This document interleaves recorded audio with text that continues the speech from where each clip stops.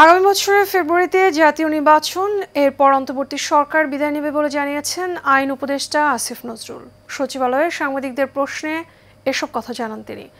নির্বাচন নিয়ে রাজনৈতিক দলগুলো বিভিন্ন সময় বিভিন্ন বক্তব্যকে রাজনৈতিক প্রক্রিয়া বলে মন্তব্য করেন আইন উপদেষ্টা।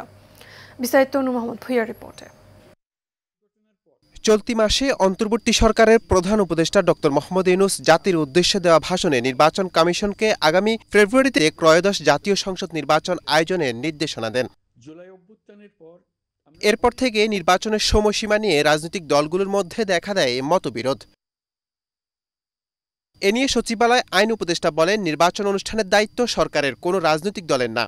ফেব্রুয়ারিতে নির্বাচন করতে সরকার দৃঢ় প্রতিজ্ঞ। নির্বাচন অনুষ্ঠানের দায়িত্ব সরকারের, নির্বাচন অনুষ্ঠানের দায়িত্ব বলে না। নির্বাচন অনুষ্ঠানে সরকার দৃঢ় প্রতিজ্ঞ। সকল কিছুই আমাদের যত স্টেপস আছে সকল কিছু আমরা মাথার মধ্যে এটাই রাখছি যে ফেব্রুয়ারিতে নির্বাচন, আমরা ফেব্রুয়ারিতে চলে যাব। নির্বাচন নিয়ে রাজনৈতিক দলের ভিন্ন মতের বক্তব্যকে রাজনৈতিক কৌশল বলে মনে করেন আইন উপদেষ্টা। এখন রাজনৈতিক দল তো বিভিন্ন উদ্দেশ্যে বিভিন্ন কথা বলে এবং ওইটা তো একটা রাজনীতির প্রক্রিয়া। আপনারা তো এটা সবসময় দেখছেন।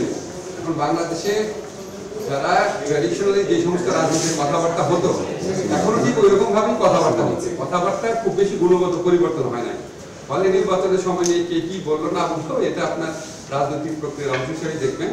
আমাদের সরকারের পক্ষ থেকে আমরা দৃঢ় প্রতিজ্ঞ আছি।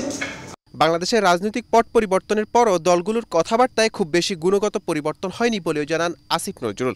উনি নিজে ঘোষণা করেছেন এবং ওনার এই ঘোষণা থেকে আমাদের পিছিয়ে আসার বিন্দুমাত্র মানে চিন্তা নেই। নূর মোহাম্মদ ভূঁইয়া, এশিয়ান টেলিভিশন, ঢাকা।